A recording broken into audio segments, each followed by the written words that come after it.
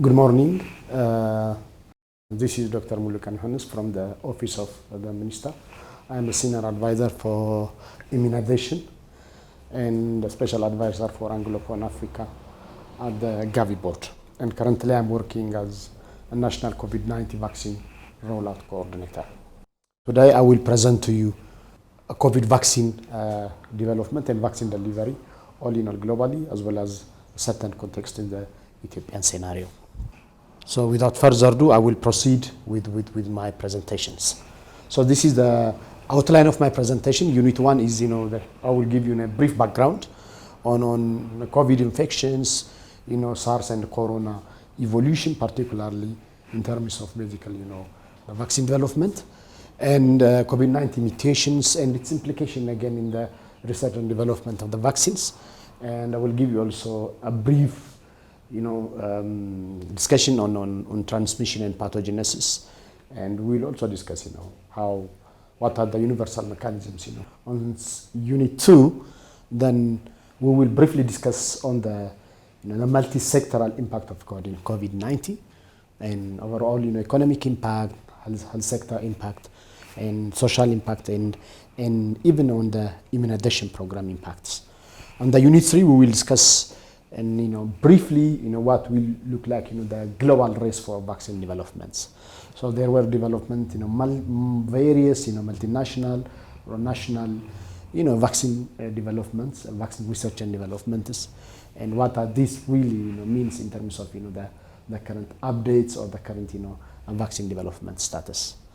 And we will also discuss briefly on the WHO's anti-COVID tool accelerator tool. This is also a very powerful tool because currently significant portion of the vaccine is actually supplied from the COVAX. So what does it mean? The ACT accelerator tool that was already announced by WHO. So we will briefly touch that sections. And before this, then once we discuss this, and we will see the different types of the vaccine technologies, and of course. We will see which of the vaccines are currently available in Ethiopia among the various technologies. And finally, we will see the national COVID-19 vaccine introduction plan and where are we now in terms of this vaccine introduction. So this is the Unit 1. As you know, coronavirus is a large family of the virus that causes illness that ranges from the common cold to a more severe disease. We call it Middle East Respiratory Syndrome, the MERS, or severe acute respiratory syndrome we call SARS, and now a novel coronavirus, or we call it nCoV-2 or SARS-CoV-2. So this is a new strain that has not been previously identified in humans. So coronavirus, by its nature, it is zoonotic, meaning it transmits between animals and the people. So structurally, the virus basically looks like this one, but I do have more fine pictures, and I hope we will see that picture soon. So what is COVID-19?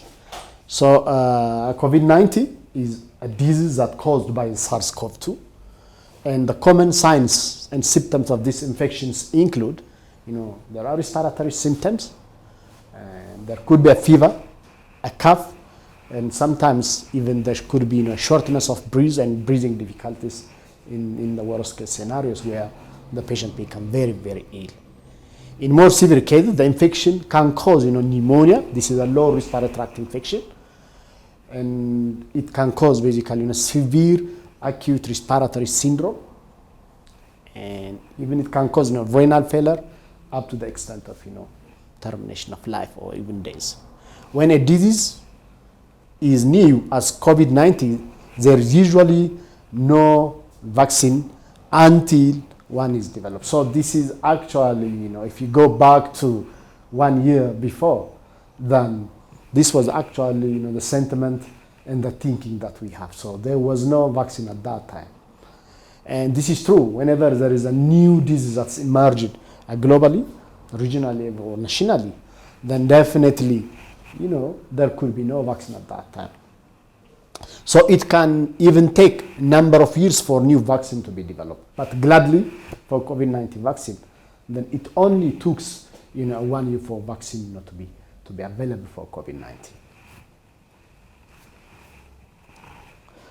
When you see the evolution of coronaviruses, SARS-CoV on 2003, actually, it was actually happened in China, including other additional 30 countries, and there were identified 8,096 cases, and a total of 774 deaths were actually recorded at that time.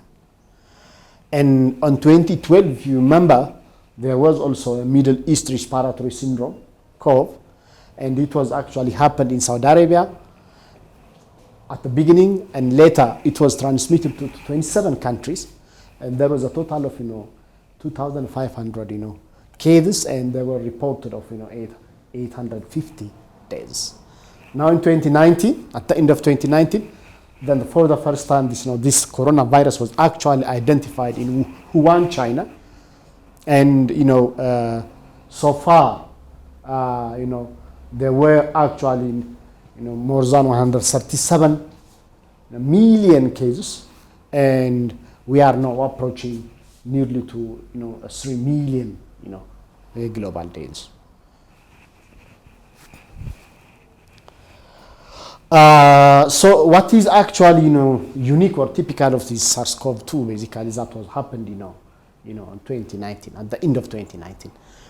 So for the first time, this SARS-CoV-2 actually was transmitted or started transmitted from human to human, occurring or using human as a host. So previously there was no human to human transmission. So in the 2 previous episodes, if I take you back, then the transmission was only from this animal and to human being, and from camels, the one that was actually happened in 2012 to humans. But on 2019, on the last SARS-CoV-2, then it was actually from those animals to humans, and possibly from humans to humans. This is a new thing that has happened on SARS-CoV-2. So there was no human to human transmission in the previous in the coronavirus types, but now there was actually human to human transmission has begun. So that makes this SARS-CoV-2 makes it so dangerous, because this was the first evolution of the virus that really makes for the virus to transmit from human to human. There were a number of mutations that are already recorded. This is also very, very important in terms of COVID-19 vaccine research and development.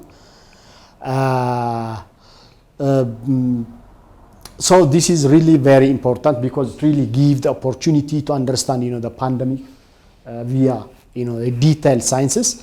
Through science, scientists have understood the ability of the virus actually to mutate. So this is actually a graph that really demonstrates how the virus has actually mutated, and the graph of all the genomic sequences since the initiation of the initiation of the infection in China. What's more important is the purple ones, the purple colors. These are actually the sign of the beginning of the start of the mutation, and a mutation is actually mainly happening with regard to the coronavirus on the surface of the spike proteins. So this is really very, very important in terms of the subsequent vaccine research and development.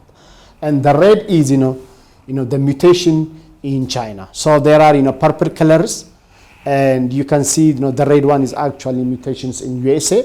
So you can say a significant part of the mutation is actually happening basically in USA.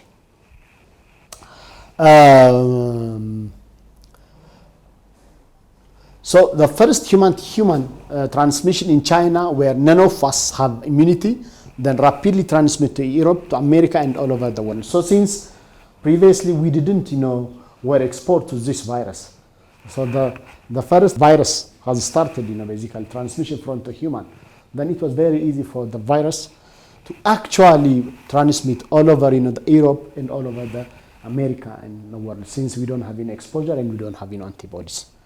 And this is what we call it, this is a remarkable testimony where we are the member of one global community, because within a very short period of time, then the vaccine has actually moved from one corner of the world to the other corner. So this is really one of the testimonies that we, even though are living in different parts of the world, then we are member of basically one global community.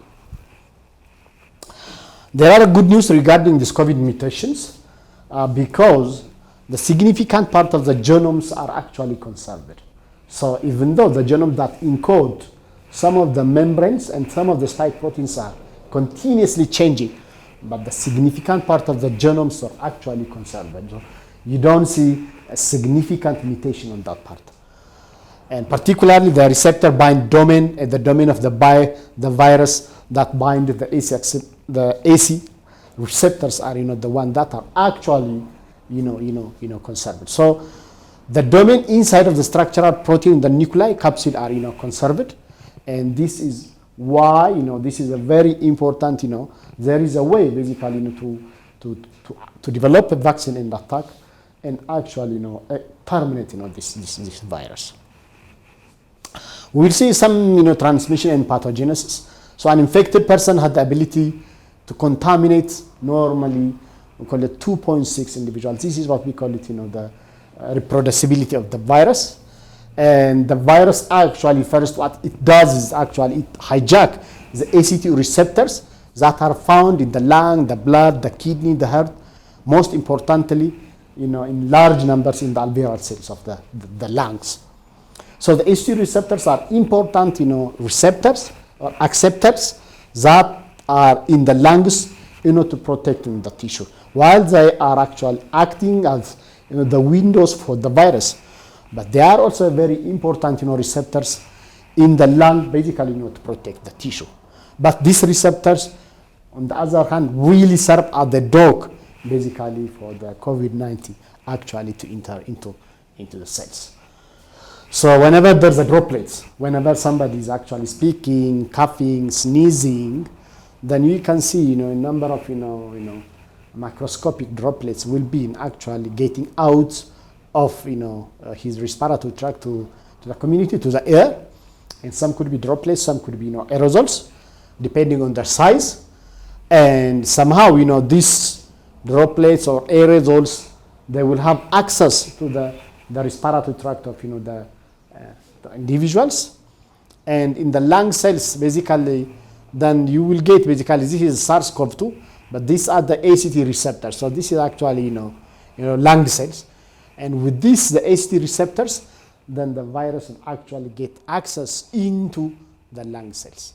Then once it enters into the lung cells, then definitely, basically, based on the messenger RNA, then it will code, its genome to the actual cells, and it will start to multiply and ultimately began the whole pathogenesis and the disease. So this is just step by step transmission and pathogenesis of a COVID-19. So the portal of entry could be a nose, a mouth, a lung. So anywhere where the receptors are really available are the portal of entry or for the virus. So it will then, once the virus get access to the portal of entry, then the next step will be basically it will bind the ACE2 receptors in any of the respiratory tract. By the way, the ACE2 receptors are found in everywhere in the body, but significantly they are found in the respiratory tract, and large amount they are found in the alveolar cells of the lung. Then there will be a fusion of the virus with the cell membrane via the ACE2 receptors, and then there will be a disassembly of the RNA. So this is RNA virus, and once it has access, then definitely what it does is basically it will actually disassemble its RNA. Then once it's disassembled its RNA, then it really reassemble of the RNA will be happening. And once, the RNA is actually reassembled, into the RNA of the human being, then there will start, rapid reapplication. And once rapid reapplication is started, then the endosomal will transport to the surface of the cells, and there will be viral shedding. Then the whole process will start. The infection, inflammation, tissue damage, and fibrosis will happen. So this is just in brief, the transmission and pathogenesis of the COVID-19. So normally, there are what we call it, the alveolar or the air sacs. And here are basically, the alveolar, the air sacs, from where alveolar oxygen is actually going into the blood vessels, or, the vice versa, or, the carbon dioxide is actually transported into the alveolar cells. And organs are actually, oxygenated via this process. So, this is actually, the smaller capillary cells, the capillaries, and these are, the bloods, and this is alveolar. So this is alveolar, and from this alveolar, then there will be, either, the blood that carries oxygen will be actually get into it, or the carbon dioxide, actually the blood that contains the carbon dioxide actually diffuse back to the capillary cells. So this is typical, the alveolar. So what happens is, whenever there is, an infection of these alveolar cells by SARS-CoV-2, then definitely, via the ACE2 receptors, then the coronavirus will enter into the alveolar cells. And the whole process that we saw, the inflammation, the fibrosis will start. And at the end of the day, this lining of the membrane where the oxygen actually diffusing from the capillary to the alveolar cells, and carbon dioxide diffuse back to the capillary will be actually, disrupted. So this is a very important part of the alveolar cells that will be damaged as a result of, inflammation and fibrosis. And the whole, oxygen perfusion or the transport of oxygen between the alveolar and the capillary cells will be, affected. So in patients in elderly and in pre-existing conditions, the virus rapidly, reapplicating rapidly. So what's more important is basically, if someone is very elderly, or it has pre-existing, health conditions, then the virus actually replicates, fast, and this means then there is, rapid inflammations of these alveolar cells, and fibrosis, which really affects, the normal function of this, the alveolar, perfusions. And what's more important is, the natural killer cells functions actually happens in elderly or individuals in having, a pre-existing illness. Because of this, the virus actually replicates, very fast within the respiratory tract, to affect, the whole respiratory system. And what's more important is that the virus actually multiplies with malfunctioning of the natural killer cells. Then there will be, cytokine storm, and what we call, full-blown SARS will happen. So this is really very, very important. So in the absence of natural killer cells, or in the presence of pre-existing conditions, or in cases of elderly patients, basically, then there is a possibility of cytokine storm, which is really, one of the most, critical, fatal pathogenesis in the, alveolar cells of the lung, and ultimately, the individual will get severe acute respiratory syndromes. So this here, the pictorial, basically representations. So you can see, at the end of the day, with repeated inflammations of the alveolar cells, then the whole functions of basically the transfer of oxygens from the capillary to the alveolar cells will be actually impaired, and there will be actually inflammatory cells, cytokine storms, and this would ultimately result in a severe acute respiratory distress.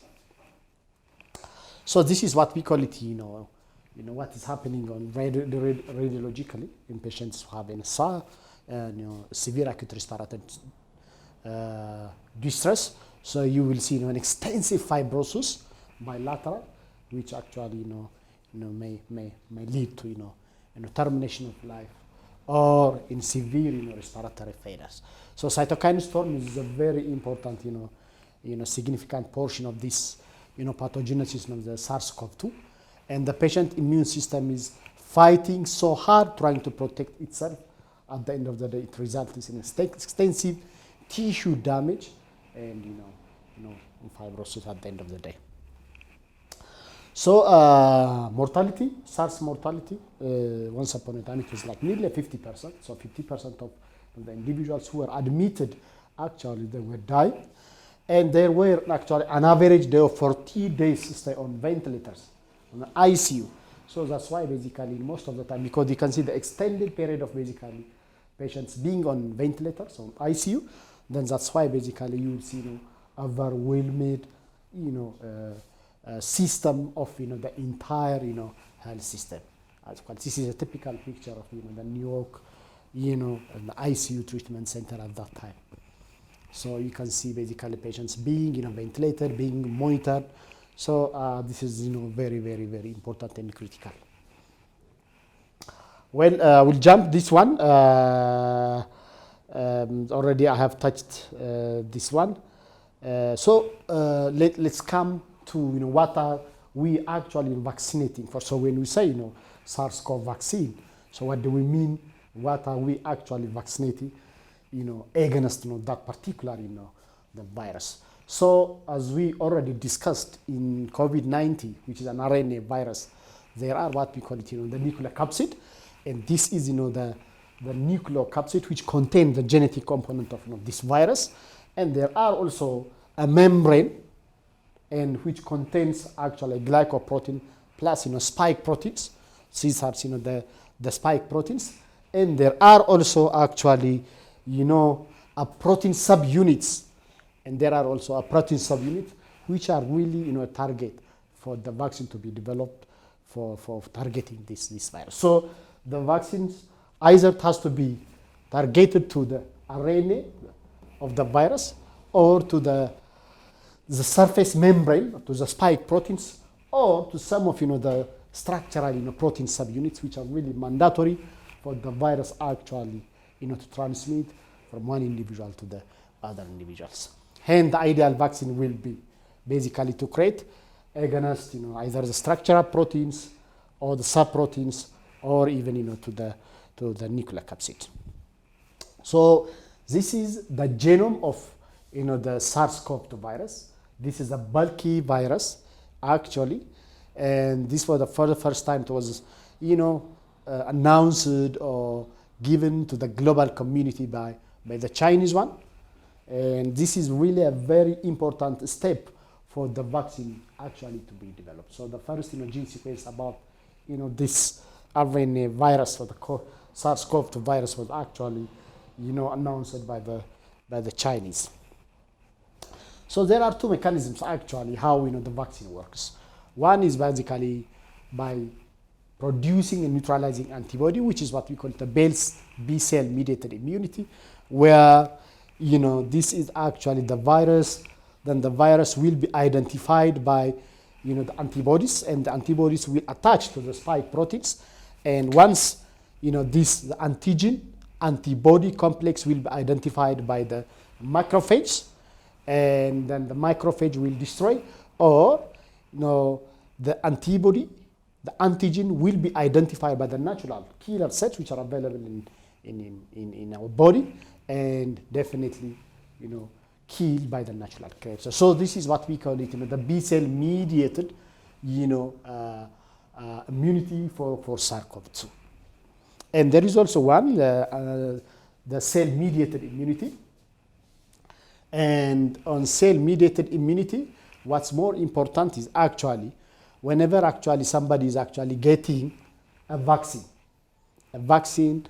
for example, vaccines that was actually produced in the forms of the adenovirus vector, typical the AstraZeneca, then this is actually genetically re-engineered adenovirus vector that really has genomic that code the spike protein of the coronavirus. Then once it enters, then this is what we call it, the vaccine. It will be actually, identified by our dendritic cells, and these are also very important components of our immunity. Then these dendritic cells will be actually, help to sensitize the naive T cells, the T cells that has never been exposed to SARS-CoV-2. And this, the naive T cells will be educated T cells, and then definitely will develop what we call the memory cells, which are really very important for subsequent infections. For subsequent infections, then the memory cells will activate the entire immunity, so that the whole immunity actually will be tackling the SARS-CoV-2 infection to our body.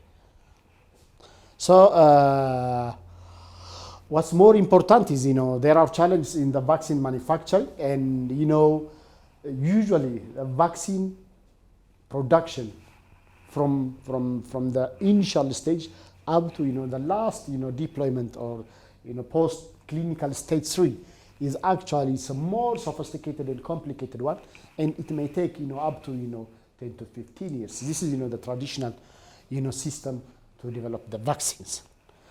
But there is modernized manufacturing methods, and one of the modernized method of manufacturing the vaccine is by using the shell of the adenovirus. This is the virus that really causes the common cold. So what's more important is we can use the adenovirus shell to incorporate some of the very important genomic components that really either encode structural proteins or the spike proteins into the DNA of this adenovirus. And once we incorporate this, the genome of the SARS-CoV-2, then we can give it to the humans in the form of the vaccines, where then we can actually, induce basically, the whole immunity, basically cell-mediated immunity. So this is in a very short and a modernized manufacturing method to produce, SARS-CoV-2 vaccines. And now some of the vaccines like the AstraZeneca, Johnson & Johnson, and some of the other vaccines are actually using, this vaccine technology. Let's go to, the SARS-CoV-2, basically vaccines. So as we discussed, previously, a COVID-19 vaccine is nothing but it is, the one that provides acquired immunity against the SARS-CoV-2. So this is just, whenever we take a vaccine, just we get an acquired immunity, and for against SARS-CoV-2. So as we said, the whole time period for producing SARS-CoV-2 vaccine was actually took nearly 1 year, and this is so because there was already established body of knowledge about the structure and the function of the coronavirus causing that disease. So before the MERS, the SARS-CoV-1, already there was established body of knowledge about the structure and function of those coronavirus. And additionally, some of the very important adenovirus technologies are also helped basically to really accelerate the production of some of the vaccines, like AstraZeneca vaccine, Johnson & Johnson vaccine, and some of the others adenovirus vector vaccines. And this established body of knowledge actually helped to facilitate the development of those new corona virus vaccine. So as of April 2030, as of today, vaccines were authorized by at least, there were 13 vaccines that were authorized by at least one national regulatory authority for public use. So as of today, there were nearly 13 vaccines that were actually authorized by different national regulatory authorities, and some of them are already approved by WHO for the emergency use. Typically, the Pfizer BioNTech vaccine, this is the vaccine, this is an RNA vaccine, normally, messenger RNA vaccine. And the Moderna, this is also an RNA vaccine that are already approved, by these ones by America, and the Pfizer ones already approved, by the WHO for the emergency use. And there are also 5, inactivated viral vaccines. Basically, this one is actually, the Sinopharm, and this one is a Sinovac, and these both are from China, and Covaxin is another vaccine, and this is from Bharat, India, and this is also the Sinopharm from Wuhan city, and Covivac is the Kansaivo vaccine, and this is also from just Chinese. So you can see most of the inactivated vaccines that are already approved are from the Chinese one. Sinopharm from Beijing, and Sinopharm from the Wuhan, and this is CoronaVac is Sinovac is from China. There are also 4 viral vector vaccines. This is, the use adenovirus vector as we discussed previously, and these are, for example, the Sputnik V, the vaccine from Russia, and the Oxford AstraZeneca vaccine. This is the vaccine produced in collaboration between the Oxford University and that of the Sweden. And Johnson & Johnson is also the vaccines which uses the adenovirus vector technology. So these are some of the vaccines. And there are also 2 protein subunit vaccine. This is the APVac Corona, and this is the vaccine from Russia, as you can see. And there is also another vaccine, the RBD dimer. So these are the protein subunits, and there are also other additional protein subunits vaccines like the Novavax one.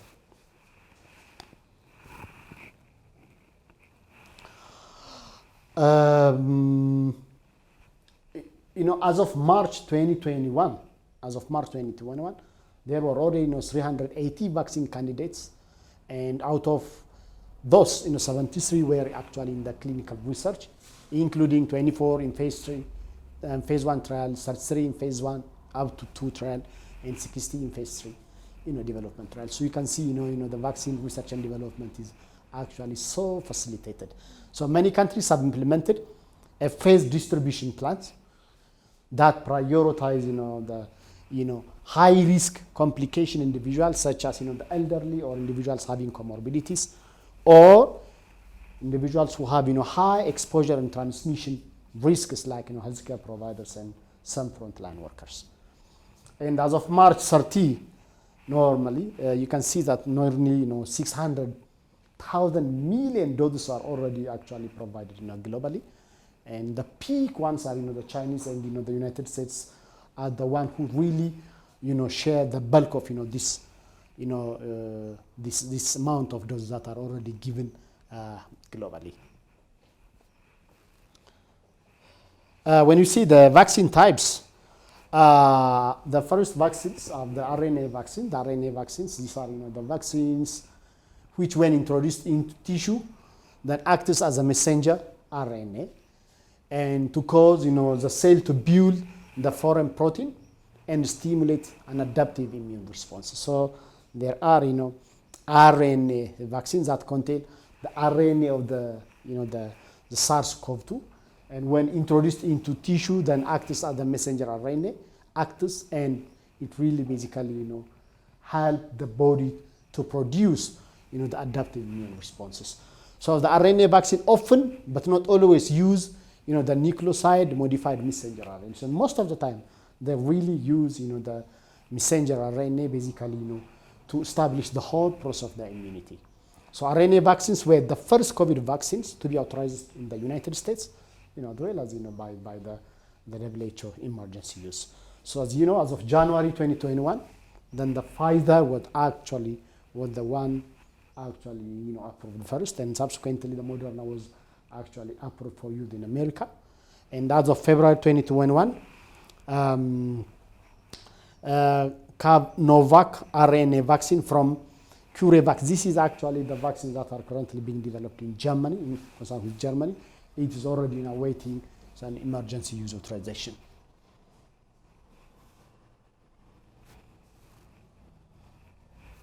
The second group are the adenovirus vector vaccines. These are non-replicating, non-multiplying viral vectors, particularly the adenovirus shell. And by using this adenovirus shell containing DNA that really encodes the SARS-CoV-2 proteins, particularly the spike proteins.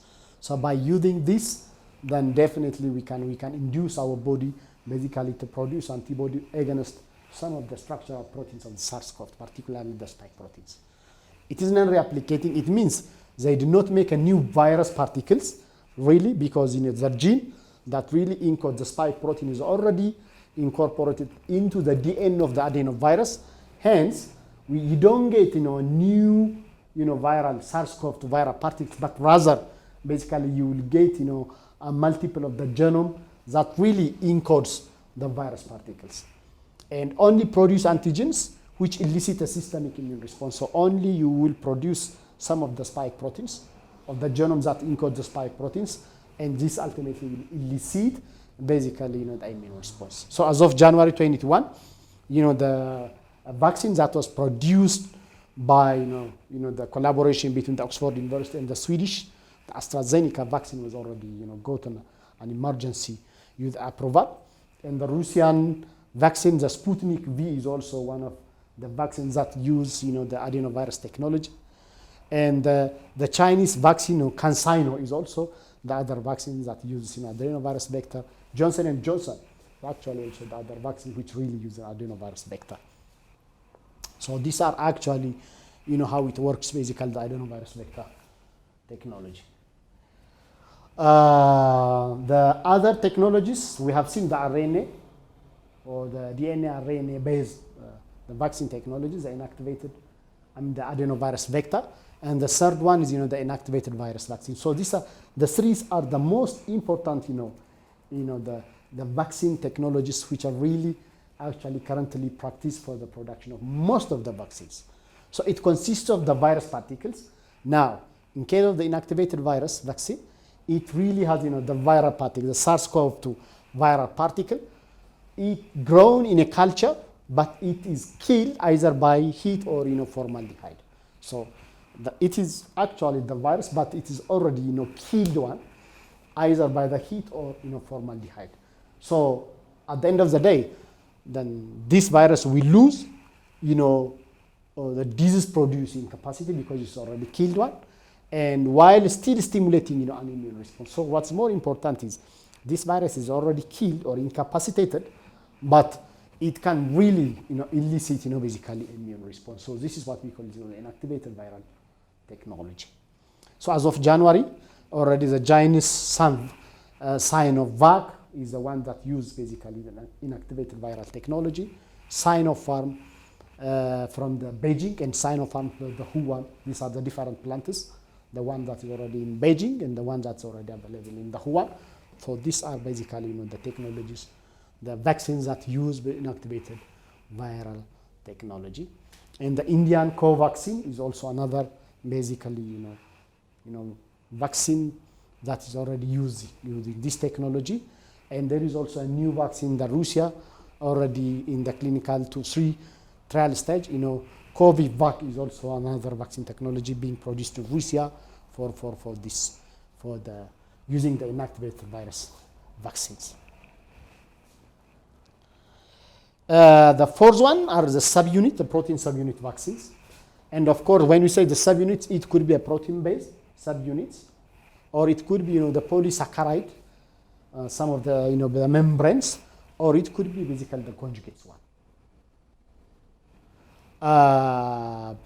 So what is really happening in the subunit vaccines is they will present one or more of the antigens without introducing the whole pathogen. So either you will produce some of the spike proteins, not the genome that encodes the spike proteins, but rather actual proteins like the spike proteins or the membranes or any of the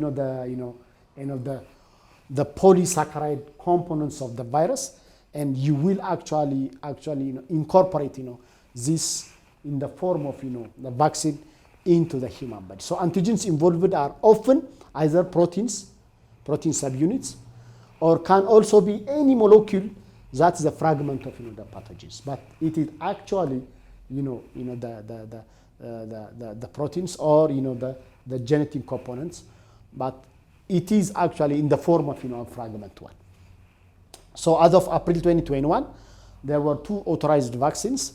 The APVac Corona, this is the vaccine that is already used produced in Russia, and RBD dimer is also another vaccines. So there are all pending, vaccines that use, the protein subunit, particularly the Novavax one, and this is really very, very important vaccine. And there is also, Sobrana 2. This is a conjugate vaccine that's being produced in Cuba, and this is also in the clinical stage 3 trial. And there is also another vaccine, the Sanofi GSK vaccine, and this is the vaccine actually produced by, the collaboration between the England and France. So having said this, when vaccines are already developed, so what's more important whenever we talk about vaccine is the vaccine efficacy. So how effective is actually the vaccine in protecting, the disease in particular individual or in a community. So this is a very important concept in the vaccines. So effectiveness is defined by its efficacy during the clinical trial. So you will really define it during the clinical trial. And it is defined by the risk of getting the disease by vaccinated compared with those who are unvaccinated participants. So there are a group of individuals who will get the vaccine, and there are a group of individuals who will act as a control and ultimately will not get the vaccine. And you will actually compare the disease or the risk in these two group of individuals. So an efficacy of 0% means then the vaccine doesn't work, and this is almost identical to that of a placebo. So it is a placebo controlled trial. Then definitely, then if there are an equal group of individuals who already developed the disease, that means that in the placebo as well as in the vaccine candidate, then it means that zero efficacy of 0%. An efficacy of 50% means as many as half of the individuals in the vaccinated groups are already developed the disease when compared to the unvaccinated individuals. So in COVID-19, currently there is an agreement, a consensus that efficacy of 67% may be enough to slow the pandemic. Assumption is that the vaccine confers sterilizing immunity, which is necessary to prevent the transmission. So whenever we say that the vaccine works, it means that in addition to protecting the individual, it also provide or break a transmission of the disease from the vaccinated individuals to the others. With that assumptions, then the efficacy of up to 67% may be sufficient, basically, to slow down or prevent the transmission. So with this, let me give you, what is the efficacy of some of the vaccines that So the Oxford AstraZeneca vaccine, this is a viral vector, already we discussed it, and doses, it will be given in 2 doses, and in terms of effectiveness or efficacy, it ranges from 62 to up to 90%, and this is actually in terms of preventing symptomatic, the mild or the moderate one, but otherwise in terms of preventing a severe illness with hospitalization in days, then the Oxford AstraZeneca vaccine actually provides 100%, nearly 100%. This was the finding recently announced by the trial of a study in America. So it really needs the regular refrigerator from 2 to 8 degrees centigrade, and currently the price, the global prices ranges from 5 up to sorry if the figure from amounts $3 per dose. This is just it could be changed, but by that time it was in the range of $3 to $4 per dose. Moderna, this is a RNA vaccine, and it is 2 doses, and the efficacy was as high as 95.5%, and the temperature requirement is a little bit demanding. What really needs up to minus 20 degrees centigrade. This is the temperature that we use to store the polio vaccines in Ethiopia or in other parts of the world. So oral polio vaccines are stored at -2, deep freeze, and the price was, you can see, a little bit expensive one, but don't take these prices because this price is frequently changing globally. The Pfizer is another the RNA vaccine, or the vaccine that uses the RNA technology, And the doses are 2 doses are given, and the efficacy is almost compared with that of basically with the Moderna one. And it really needs, in terms of temperature requirement, it really needs up to -70, -80. So you can see in terms of cold chain requirement, this is really very, very demanding one. So in Ethiopia, we don't have such a big volumes of the ultra cold technologies that can accommodate the Pfizer ones. So our primary choice will be the vaccines that really use the regular 2 to 8 degrees centigrade. So the price is this vaccine is a little bit expensive one currently, relatively. This is the most expensive compared to the other vaccines. The other vaccines is the Gamaleya vaccine or the Sputnik vaccine. This is the viral vector. We have seen it already, the technology, 2 doses. Then the efficacy based on the report that was announced from Russia, from the Gamaleya University, then definitely it was actually 92%, and the temperature requirement is actually a regular one. And again, the price you can see. So whenever we see a vaccine, then the vaccine efficacy concept is really very, very important one. So what does it mean in terms of basically vaccine efficacy against the new variant one? Because there are a number of variants in different countries. There is the South African variant, the England variants, now the Brazil variant. There are so many variants. So really, let's see what really means in terms of the new variants.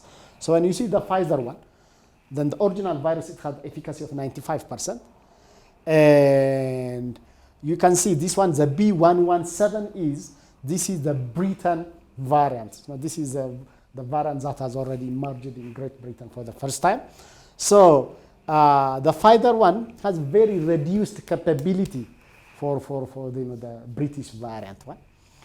But it is good that it has already a very good efficacy for the Brazil variant. Moderna, similarly, it has a limited or reduced efficacy for the Britain one, but it has a very good efficacy, normally the same efficacy with the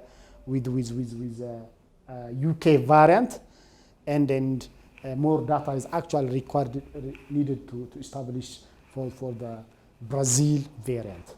Johnson & Johnson, then it has 72% originally on the original virus, but it has also very good efficacy, the same efficacy with the Britain variant, but for the South African variant and for the Brazilian variant, you can see it has reduced basically capabilities. These are most study findings.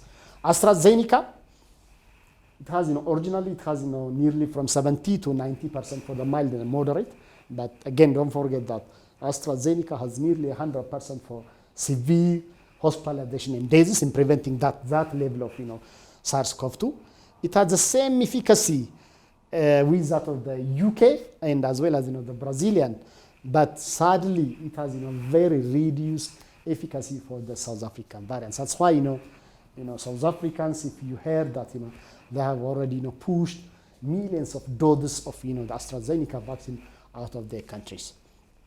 Sinovac, this is the vaccine which has nearly 50% efficacy, and for the original virus, but for the England variant, it has some efficacy, but it has reduced efficacy for the South African ones as well as for the Brazilian variants.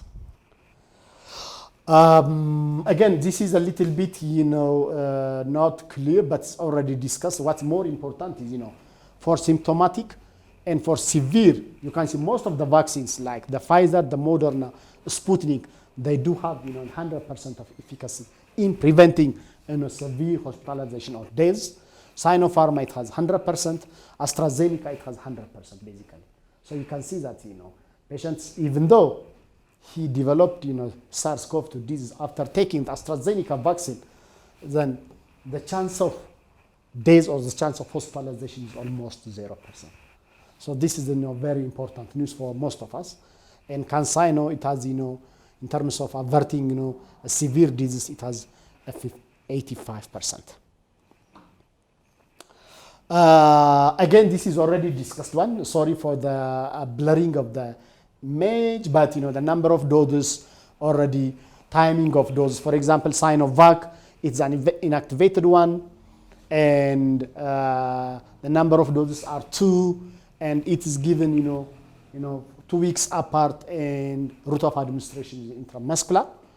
And the Sinopharma from the Huan plant is also inactivated one, 2 doses, almost 3 weeks apart, and given intramuscular injection.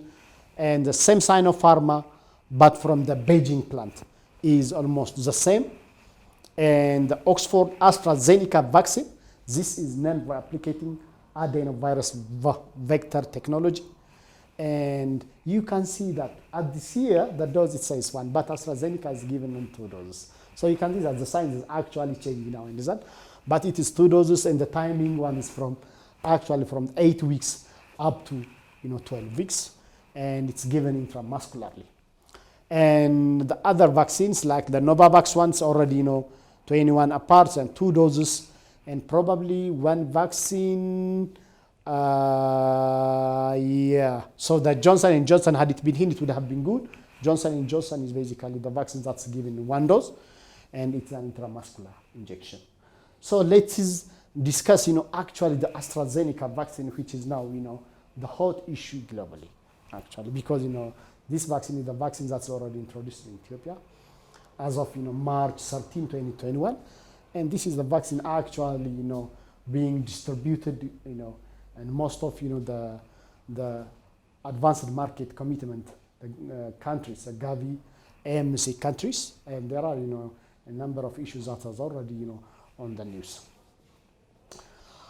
So why has it been suspended in some areas? So we have heard that early March, certain European countries have already suspended the use of basically AstraZeneca vaccines, and even some few countries in Asia and very few countries in Africa also they did that as a precautionary measure of temporary suspension of this vaccine.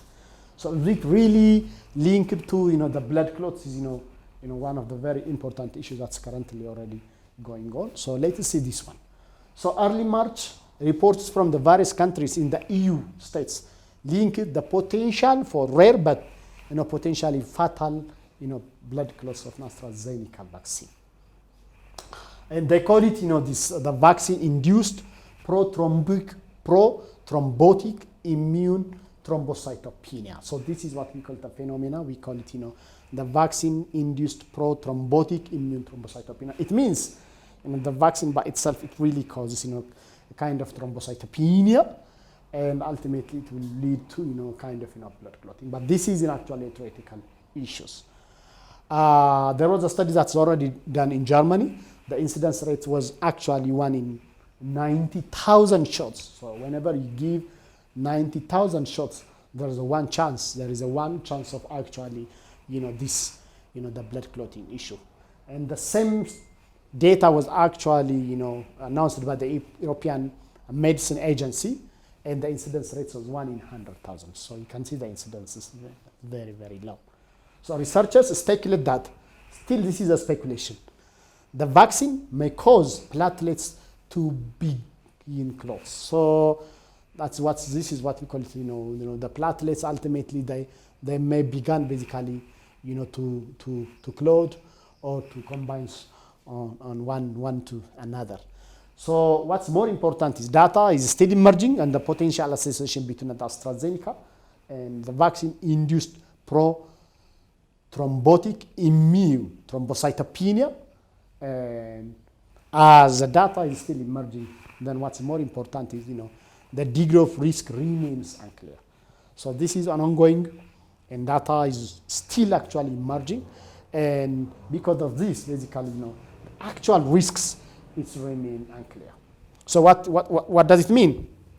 This means, having this, some countries like Canada, actually, they were suspending the use of AstraZeneca vaccine under 55 years. Still, because the risk is unclear, so people were actually, stopping the vaccine for a certain, portion of the segment of the population, like 55 years of age. Germany suspended for the age below 60 years. You can see UK suspended for the age below 30. So because they don't have a clear data on the actual association between this blood clots and the AstraZeneca vaccine, so different countries actually, as a precautionary measures, they really temporarily suspended those vaccines for the different age groups. So different countries stopping for the different age groups. So you can see that still there is no a clear substantiated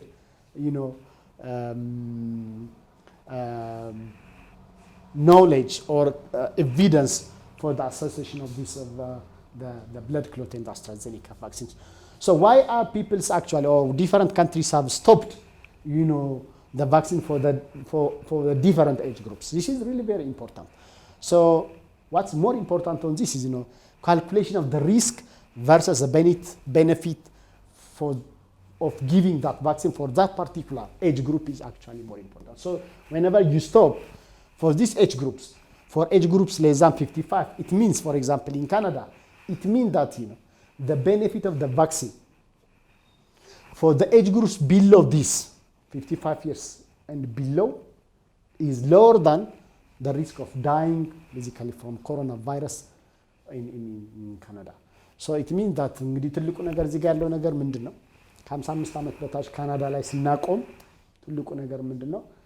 55 ዓመት በታች ያሉትን ሰዎች ከተበን ከምናገኘው ጥቅም ይልቅ ኖርማሊ የኮሮና ቫይረስ ሪስኩ ኖርማሊ ያንሳል የሚል አይነት ነገር ነው። So this is just calculating risk and benefits. So overall risk of disease in persons under 55 years who acquire COVID infection is very low in Canada. So if countries actually stop to give the vaccine below 55 years, it means the overall days of coronavirus in that particular segment of population is very, very low. So the same is true. In UK, suspended basically, giving the vaccine for less than 30. It means the risk of dying by acquiring infection for less than 30 is very low. So then this calculating the risk and benefit, then countries will stop basically, for a different age group. So this is, very important concept. So, so risk of disease from COVID-19 in younger persons versus risk of, vaccine-induced prothrombotic immune thrombocytopenia is from AstraZeneca. This is very, very important. So, for example, if the risk of deaths in younger population less than 30 is actually very low, then until well substantiated data is coming, then why do we actually countries actually they really stop providing some of these vaccines to the younger population. So this is really, it means that comparing the risk of dying from COVID-19 and the risk, uncalculated, unknown risk of actually those blood clotting as a result of AstraZeneca vaccine. So regulators made a decision to be cautious. Access, the other very important, if countries have access to other vaccines such as Moderna, Pfizer, Johnson & Johnson, then definitely it really sounds for those countries basically to temporarily stop these vaccines because, until you get, well substantiated evidences between the association of the blood clot and the AstraZeneca vaccine. So as evidences evolve, guidance for the use of AstraZeneca vaccine will likely change. That is, this is the most important issue. So we are hoping that more and more data will come, and definitely this will guide, the use of subsequent use of AstraZeneca vaccines, particularly, in resource-limited countries. And in most countries, what's most important is they still benefits actually outweighs the risk, and we will continue actually using the vaccine.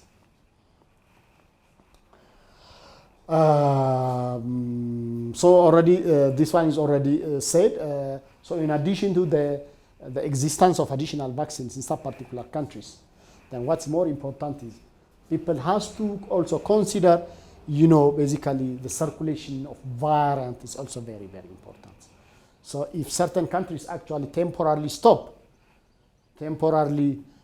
like, the ones that is already done in South Africa. they really temporarily stop, AstraZeneca because the variant, the South African variant, it's actually the efficacy of the vaccine for the South African variant was actually, AstraZeneca vaccine was reduced. So apart from, the existence of additional vaccines, then taking into account, the variant is also very, very important, for to deploy or temporarily suspend, that particular vaccine. So the last unit will be, COVID-19 vaccine national introduction and rollout. So I will give you just a brief, basically, on the objectives and actually strategies of basically COVID-19 vaccine rollout in Ethiopia. So COVID-19 control interventions, basically they are divided into two. The non-pharmaceutical one, the one that's actually advocated, physical distancing, wearing of, masks properly, hand sanitization, and all. These are what we call non-pharmaceutical intervention, and they really, really work, especially for resource-limited countries. For countries who have a very limited access for vaccines, then definitely this is also a very important one. Of course, the pharmaceutical ones include vaccines and drugs. But all in all, what's more important is actually the impact of vaccine used for mitigation of pandemic occurs directly or indirectly. So even use the vaccine, then definitely at the end of the day, definitely, you will mitigate, the transmission of the disease either by preventing or actually, by protecting the essential services, the overwhelming of the, and also by protecting those at higher risk of the infections. There is a clear objective whenever we roll out the vaccine in Ethiopia. The overall objective was actually because we were not actually, because of the global supply of the vaccines, we will only vaccinate a portion of the entire segment. So 20% of the population will be vaccinated. So that means then we will reduce the morbidity and mortality among the high-risk populations, particularly the age 65 and above, individuals with comorbidities, and those professionally exposed like frontline workers and healthcare providers. So this is the first objective. And the second objective, actually minimizing societal and economic disruption. This actually happens as you vaccinate more and more people actually. Then there will be, resuming of the economic and societal activity. And the third objective is actually, of course, this will happen, beyond 2022. And if we get, more vaccine, then definitely we may vaccinate, additional populations up to the level of the herd immunity to actually, stop the transmissions. So target populations in Ethiopia, they were actually selected based on the recommendation of the value framework of the WHO. So high risk and based on actually the epidemiological evidences. What's more important is actually the WHO, the SAGE value framework was actually used to prioritize population. So disease epidemiology, vaccine characteristics, public health impacts, and other, the equity issue was actually considered whenever we select, target populations. So the objective to protect the integrity of the healthcare system. The healthcare system has to be there. The functionality of the healthcare system has to be there. And the fact that these are the frontline workers, then definitely this will be the first target group that need to be protected. And reduce morbidity and mortality, then aged above 65 years, and individuals with comorbidities, then definitely these are the people that has to be vaccinated to reduce overall morbidity and mortality. These are the potential strategies for healthcare workers, and mostly they are found in institutions. So basically, you find them and vaccinate them in the institutions. So there are different targets groups. What's more important during vaccination? Not only the sector, but also stakeholders outside of the stakeholders are really, really very important, where the political commitment is very, very important. As you saw it, state of heads are, shown publicly being vaccinated with the different vaccines. This is just to make, the advocacy and the communications to build trust on the vaccine. So this is very important. So the different political committees, the technical function of committees are really, really very important. So whenever, the target groups, so when we say healthcare workers, then healthcare workers, there is no need to dichotomy. Then all healthcare workers has to be vaccinated. The same is true for all individuals. So what's more important is the planning and the micro planning is very important to target beneficiaries, healthcare providers, age population by the different levels of administration has to be clearly known so that subsequently you can send your logistics. And logistics distribution is very, very important. There are diverse target populations, and with the help of the micro planning, then definitely you will actually distribute your vaccine on time. And this reception, storage, packing, transportation of vaccines is very important for COVID-19 because the vaccines might have different characteristics. Some of the vaccines they don't have the VVM, and some of the vaccines actually really need a very critical storage temperature. Communication is very important. So you will communicate. Your communication has to be a very targeted one, not to actually induce over demand, but to overcome the hesitancy or to neutralize some of the misinformation, disinformation. This is a programmatic information. Risk communication is very, very, very important. Social mobilization is very important. You do social mobilization, then at the end of the day, the demand will be very, very nice. So these are the whole issues that I have with regard to COVID-19 vaccine research and development and vaccine rollout and COVID-19 vaccine rollout in Ethiopia. So far, the vaccine program in Ethiopia is going well, and it has been almost a month, and we have vaccinated more than 300,000 target beneficiaries. Now the vaccine is available at every facility, we can say at the health center, and almost all regions, and definitely the number of vaccines, the number of vaccinated individuals will subsequently actually accelerate because the vaccines are available there, the training cascading is already there, the communication is already being done. Then definitely we hope the vaccine rollout or the number of people who is vaccinated will increase significantly in the coming few weeks. I thank you all, and this is the end of my presentation.